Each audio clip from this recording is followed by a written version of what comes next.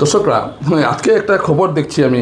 প্রথমে আপনি খুলনাতে সবাইকে স্বাগত জানাচ্ছি যে শিলচরের যিনি পুরসভার যিনি দায়িত্বপ্রাপ্ত যিনি আধিকারিক, অর্থাৎ তিনি অঙ্কুর দাস, কমিশনার যিনি শিলচর পৌর নিগমের যিনি কমিশনার অঙ্কুর দাস, তিনি বলেছেন যে সঠিক তথ্যেই গড়ে উঠবে আগামী দিনের পরিকল্পিত শহর। এবং তিনি বেশ সুন্দর সুন্দর কথা শুনিয়েছেন, আমরা খুশি হয়েছি তার কথায়। এবং তিনি শিলচর কীভাবে হবে অনেক রূপরেখা তিনি দেখালেন। একটা কথা আছে বাংলায় যে ফলে না পরিচয়তে বৃক্ষ, বৃক্ষ কি তোমার ফল দ্বারা পরিচয়। তো শিলচর শহর, এই যে আধিকারিকরা বলছেন যে শিলচর শহরকে সুন্দর করবেন, করার প্রাথমিক উদ্যোগটা কোথায় সেটাই তো নেই। আজকে তিনি নতুন এসছেন, তিনি এগুলো কথা বলেছেন, তাকে আমরা অবশ্যই স্বাগত জানাবো। কিন্তু সরকারি আধিকারিক হয়ে যে তিনি যে কথাটা বলছেন, সেই কথাটা কতটুকু আপনারা বলবেন আমি নেগেটিভ কথা বলছি।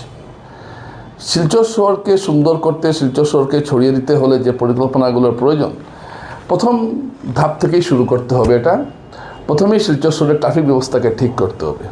আপনি তো হঠাৎ করে তো বললেই তো আপনি দুধপাতিলে শহর করতে পারবেন না, এনআইটিতে শহর করতে পারবেন না, রামনগরে শহর করতে পারবেন না। আপনি আপনার শহরটাকে প্রথমে যেটা শহর বলে পরিচিত সেইটাকে প্রথমে যানজট মুক্ত করবেন, রাস্তাঘাটগুলো ঠিক করবেন।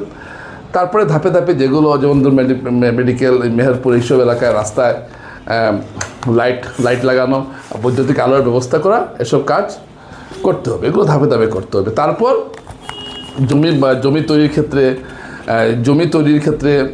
বা জমি কেনার ক্ষেত্রে, বাড়ি তৈরির ক্ষেত্রে যে নিয়মগুলো রয়েছে সেগুলো কঠোরভাবে পালন করতে হবে, যাতে কোন এলাকায় বিশেষভাবে তৈরি বাড়ি কোন দিকে হবে না হবে, কতটুকু জলাশয় রাখতে হবে, এই সমস্ত কিছু। আমার মনে হচ্ছে একবার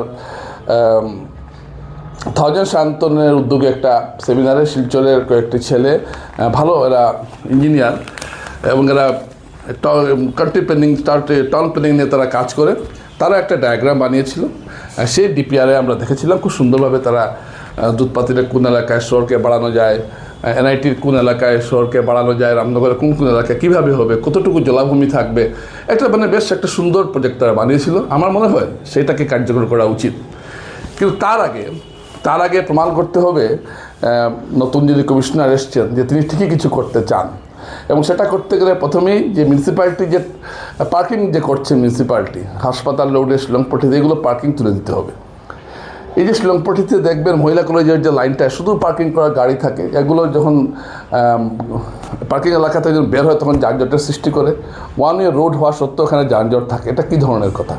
পুরসভাকে প্রথমে পার্কিংয়ের ব্যবস্থা করতে হবে, যে কাজটা প্রথমে করা উচিত। শিলচর শহরে বাইরে থেকে ইলেকট্রিক অটোগুলো আসাটা বন্ধ করতে হবে, এদেরকে শহরের উপকণ্ঠে আটকাতে হবে। এই শহরে যদি এইভাবে যদি ধুমধাম যদি বাইরে থেকে কোনো শহরে, পৃথিবীর কোনো শহরে এভাবে বাইরে থেকে এসে অটো ঢুকে না, যেটা এখানে এসে ঢুকে, এটাকে বন্ধ করতে হবে। এটা গ্রাম শহরের কথা নয়, কারণ শহরের যানজট মুক্ত হলে গ্রামের মানুষও সুবিধা পাবেন। শহরে বেশিরভাগ মানুষই গ্রাম থেকে আসেন, তারা তাদের মেডিকেলের কাজকর্ম, আরও বিভিন্ন কাজকর্মের তাগিদে তারা এখানে আসেন এবং তারা তাদের কাজ করে চলে যান। তারা যদি সারাদিন যানজটেই কাটিয়ে দেন তাহলে এত খরচা করে তাদের আসা এবং ফেরত যাওয়াটা একটা বৃথা কাজ হবে। তো এই সমস্ত বিষয় দেখা উচিত। এবং গত কয়েক বছরে শিলচর পুরসভায়, আমি পুরো কর্পোরেশনেই বলি বা পুরসভায় বলি, যেটা দুর্নীতির পাহাড় গড়ে উঠেছে, সেটাকে কীভাবে ভাঙানো যায়। পুরসভার কিছু কর্মচারী, কিছু বাস্তুকার এত দুর্নীতি করছেন সেটা বলার অপেক্ষা রাখে না। পুরসভার কোনো অভিভাবক নেই, যার জন্য পুর নিগমে অবাধ দুর্নীতি চলছে। এটা কিন্তু ঘটনা। এবং জনগণের যে কাজ, যে কোনো একটা কাজ করাতে গেলে যেভাবে ফিস বেড়েছে, যেমন রেজিস্ট্রেশন ফিস, তারপরে ট্রেড লাইসেন্স ফিস, বিভিন্ন এত বেড়েছে, এটা বলার অপেক্ষা রাখে না। এইভাবে যদি পুর নিগম যদি মানুষের বন্ধুর কাজ না হয়ে শত্রুর কাজ করে, তাহলে সেই পুর নিগমকে কে ভালোবাসবে? এগুলো দেখা উচিত অঙ্কুর দাসের যিনি এসছেন, তা এটা দেখা উচিত। এই যে দুর্নীতি, মানুষ একটা কাজ করাতে পারে না পুরো কর্পোরেশনে গিয়ে, পুর নিগমে কোনো কাজ, মিউনিসিপ্যালিটির কোনো কাজ করাতে পারে না সাধারণ মানুষ, কাউকে ধরিয়ে নিয়ে করতে হয়। এবং এই যে একটা দুর্নীতির আখড়া তৈরি হয়েছে, এটা অত্যন্ত দুঃখজনক ব্যাপার। দর্শকরা, আমি এই কথাগুলো আনছি যে শিলচর পুর কর্পোরেশনকে মুখে মুখে সাংবাদিক সম্মেলন করে সাংবাদিকদের ডেকে এনে শিলচরকে সুন্দর করা যাবে না। আপনাদেরকে আন্তরিকতা দেখাতে হবে। এখন তো ফ্লাইওভার হচ্ছে, ফ্লাইওভারের সঙ্গে মিলিয়ে কীভাবে মানুষের যন্ত্রণাটা কম হয়, এইগুলো চিন্তা আগে থেকেই করতে হবে। হঠাৎ ফ্লাইওভার হলো, দোকানপাট সামনে ভাঙচুরও হবে এবং মানুষের আসা যাওয়া অসুবিধা হবে। এটাকে কীভাবে যতটা সম্ভব মিনিমাইজ করা যায় বা কমানো যায় সেই সব চিন্তা পুরো কর্তৃপক্ষের করা উচিত। শহরকে এবং পার্কিং এলাকাগুলোকে শহর মিউনিসিপ্যালিটি কেন গুলদিঘি মলের সামনে কেন থাকবে পার্কিং জোন, গুলদিঘি মলের সামনে কেন ফুটপাত দখল থাকবে, এগুলো বিষয়ে দেখতে হবে। এবং হাসপাতাল রোডে সিভিল হসপিটালের সামনে কেন পার্কিংয়ের ব্যবস্থা থাকবে, যার জন্য যানজট হচ্ছে এখানে।